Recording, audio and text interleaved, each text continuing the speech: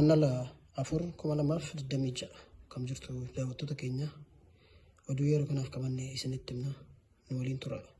Dirooniiwwan Itoophiyaa irraa ka'an daangaa koo keessa seenaniiru jette Sudaan.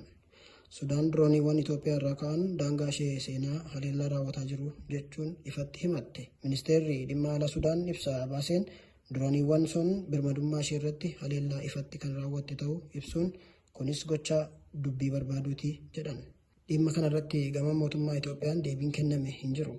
Ministeerri dhimma alaa Sudaan wiixata dheengaddaa ibsa baaseen baatii guyyoota jalqabaa Amajjii fi Guraandhala keessa dirooniiwwan Itoophiyaatii ka'an gara daangaa isaa seenaa turuu hordofaa akka ture ibseera. Itti dabaluunis dirooniiwwan sunneen bakkeewwan Sudaan keessa jiran irratti xiyyeeffatanii haleellaa raawwachuu isaanii dubbate.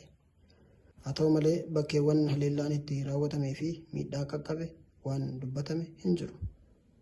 Mootummaan Sudaan haleellaa diroonii gama Itoophiyaatii raawwateera jedhe kana gochaa maalna dhibdee fi fudhatama hin qabne jechuun rakkoo biraa hordofsiisuu akka danda'u akeekkachiiseera. Ibsi mootummaa Sudaan afaan Arabaan ba'e akka ibsutti gochi jedhe sun kan itti fufu yoo ta'e birmadummaa fi daangaa tokkummaa isaa ofirraa ittisuuf mirga akka qabu akkasumas karaa garaagaraa deebii kennuuf humna akka qabu hime.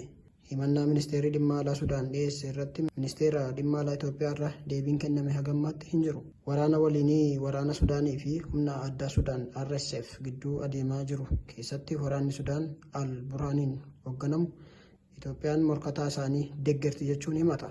Gama mootummaa Itoophiyaanis yeroo adda addaatti Sudaan keessaa hidhattoonnii fi meeshaan waraanaa gara daangaa ishee akka seenu irra deddeebiin ibsamaa tureera.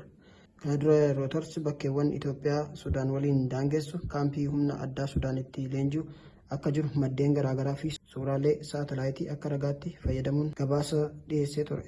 Qaamoleen waraana Sudaan keessaa qooda fudhataa jiran keessaa biyyootni garaagaraa gartuu tokko akka deeggaran gabaasonni garaagaraa ba'anis biyyoonni waakkatan turaniiru. Keessumaa michuu jabduu Itoophiyaa kan taate Yuunaayitid Arab Emireet gartuu humna addaa Sudaan Jeneraal Hamdaan Daagaloon durfamuu deeggartii jechuun duraantummaan himatamti.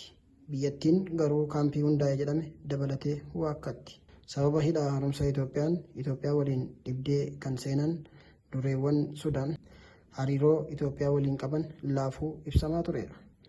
Itoophiyaa fi Sudaan bakkee Alfaashgaa jedhamuu fi lafa qonnaaf mijataa ta'e irratti dhibdee akka qabanis ni beekama. Oduu keenya itti aanuun mootummaan Iraan daandii galaanaa Hormuz kan boba'aan addunyaa ittiin daddarbu cufuuf jetti.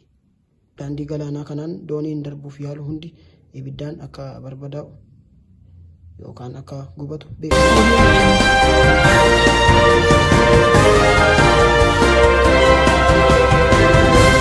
dooniin alaabaa hundaa'uus ofirraa qabdu bakka sanatti rukutamuun ishee kan yaadatamudha.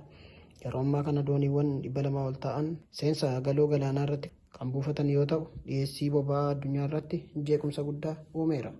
Sababa sanaan gatiin boba'aa Brent 13 dabalee baarmeelii tokko $82 ga'eera. Dhaabbileen nageenya galaana idil addunyaa guyyoota muraasa dhufan keessatti haleellaan dabalataa raawwatamuu akka malu akeekkachiisa cimaa kennaniiru.